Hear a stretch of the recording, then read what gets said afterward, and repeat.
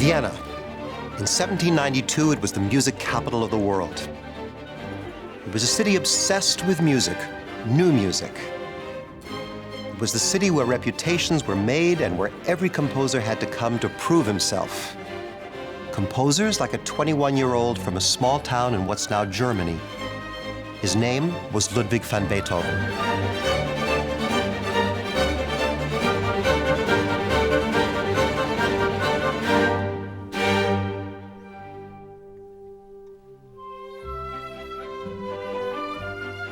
200 years ago, in this elegant room in Vienna, Prince Lobkowitz was giving one of his spectacular parties.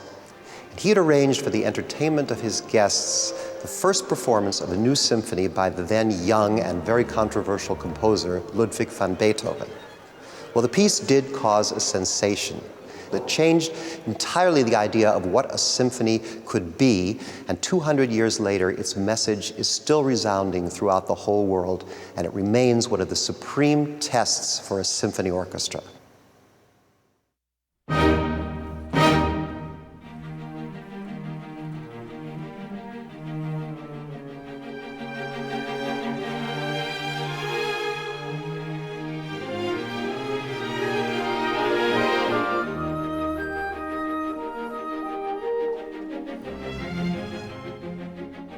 Listening to the Eroica Symphony is like listening to your life.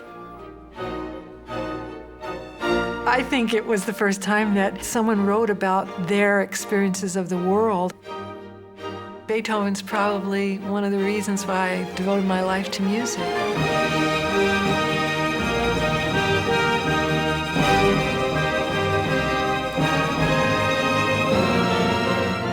Beethoven is just flinging open the emotional doors and saying, you really need to say something here and really be emphatic about it. For the first time in music, the composer has kind of projected himself as the hero of his own story.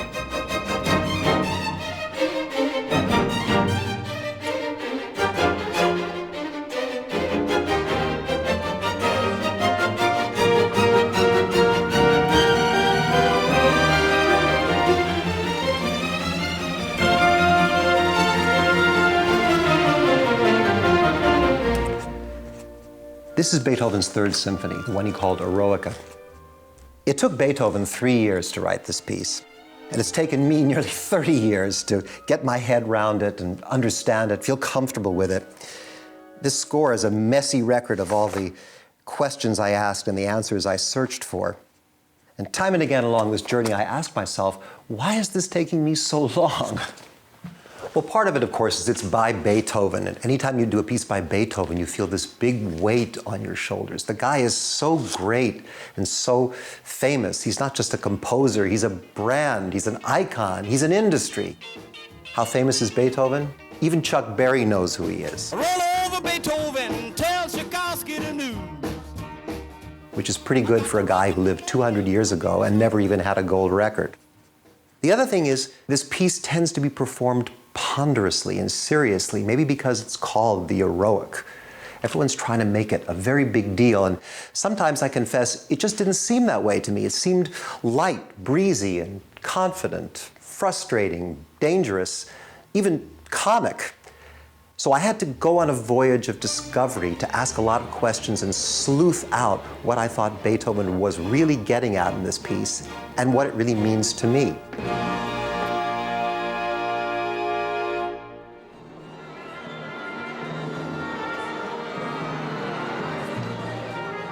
The Eroica is 200 years old, yet it still seems very modern. It's confessional, even confrontational. In this symphony, Beethoven began to use broad strokes of sound to tell us exactly how he felt to be alive. That's one level. But on a larger level, the Eroica is a contest between emotion and reason in a search for what it means to be human. And that's a search we all understand. Good morning. Good morning. Good morning. Here we are. A little tuning, maybe? I'm so happy about getting back to this piece and having the opportunity with you at this day and age. It's an extraordinary opportunity to be able to get this piece out. I feel it's great moment for us to do this. The symphony is in 4 movements. The first movement is about life.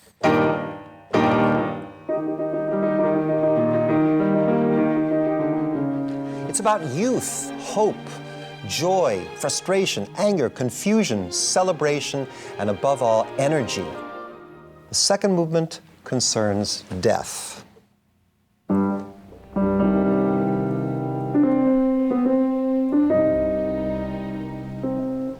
Death with all its public and personal implications.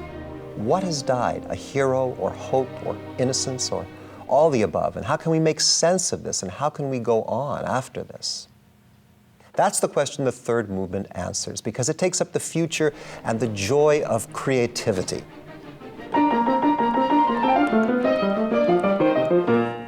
And then the fourth movement is a shameless show-off piece.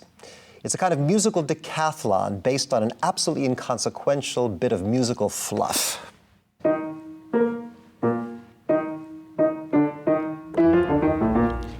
But what Beethoven does with this theme is overwhelming, amazing on every level. And then just before he's done, he gives us a brief glimpse of paradise, a deeply felt, sorrowful confession of who he really is. And then a kind of slam, bam, thank you, man. That's all, folks, ending.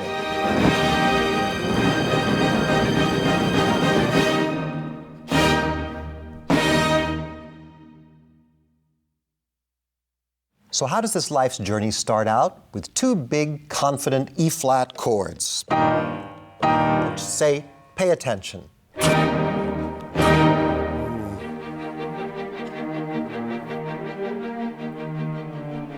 And then we're in a continuous stream of music, like the opening wide shot of a movie, kind of soaring over a big landscape of feelings and ideas. And Beethoven's using musical expression to draw our attention to the ideas that matter the most. Okay, listen, great. So maybe what we learn from this is, in fact, the opening will take just a notch quicker. Let's do this once, cellos. 1. When the cellos begin the opening of the Eroica Symphony, there's a feeling of anticipation, and then That's better. the violas and the second violins start their We become the motor, the violas and the second violins, the inner voices. There's so much playing that the strings do that's rhythmic. Normally the cellos would be going bum bum bum bum bum bum. We would be doing that. We would be the rhythm instrument, but instead the violins are doing it, and we have the melody. It's just unprecedented, I think.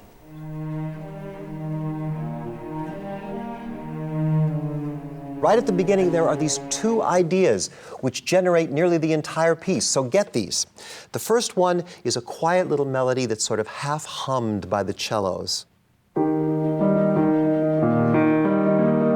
And then it seems to meander aimlessly to this note, this puzzling sort of dark bluesy note.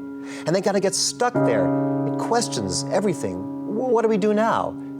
What's the answer? How can the music move on? The fiddles come in, throbbing on the note G, until their energy brings us safely round the corner,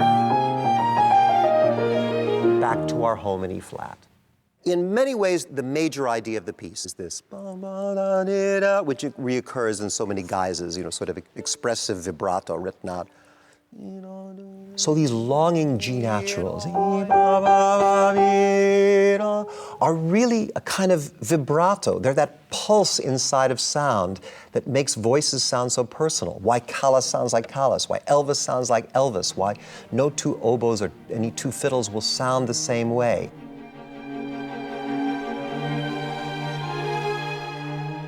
It's that personal yearning, that quest for intimate expression that's going to drive this piece in ever different ways.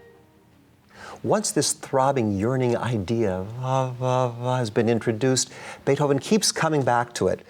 Here he's got it in the winds, played as a chorale.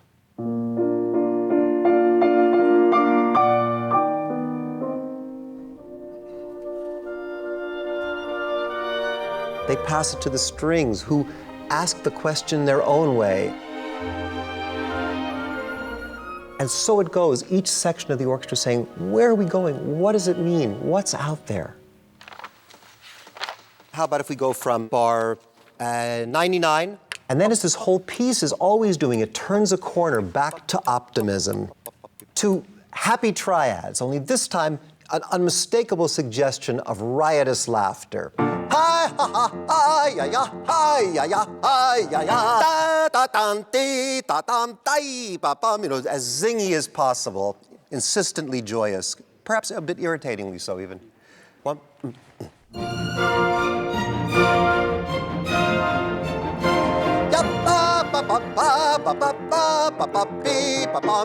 So ends the first part of the portrait of our young hero.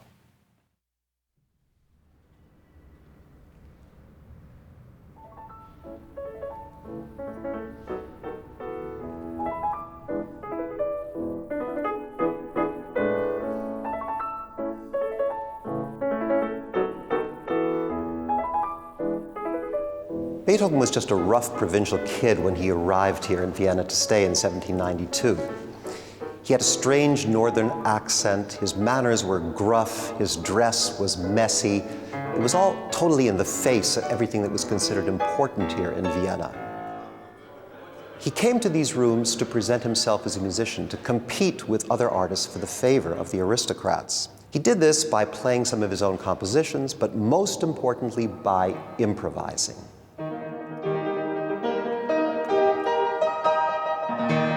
Nothing like this had been heard before in the drawing rooms of Vienna. These improvisations, lasting often an hour, were an entire landscape of emotional extremes. They were tragic, stormy, lyrical, wildly exhilarating. They took people on a kind of emotional roller coaster ride they were totally unused to. It was a kind of raw demonstration of the unconscious. It was this exhibition of this power that first drew people to Beethoven's art.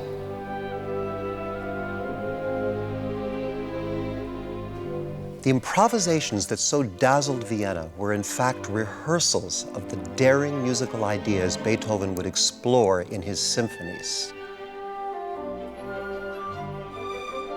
In the opening section of the first movement, the exposition, Beethoven introduced us to his main themes. Now, in a section called Development, he's going to show us what can happen to those themes. Never before had a composer taken his listeners on so wild a journey.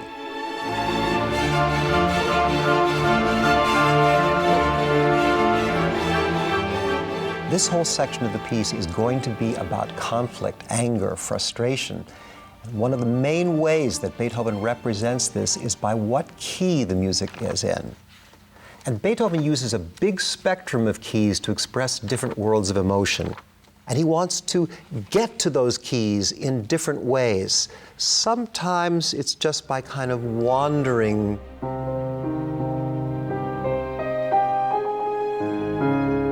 And then discovering that this wandering has serious consequences from which it's hard to escape.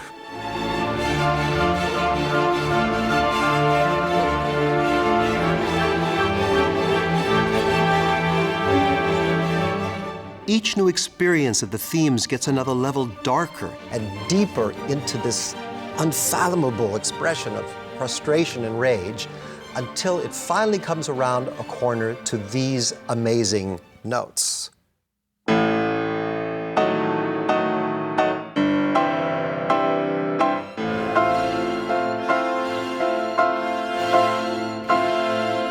This dissonant chord had never been heard before in music.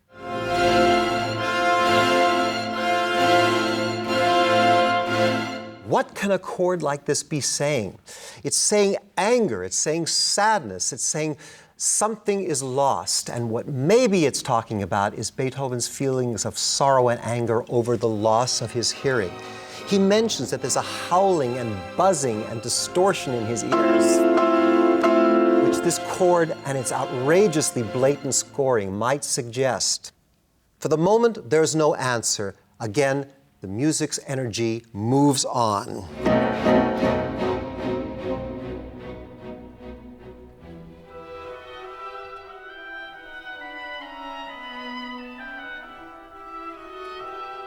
In the wake of the anger and rage comes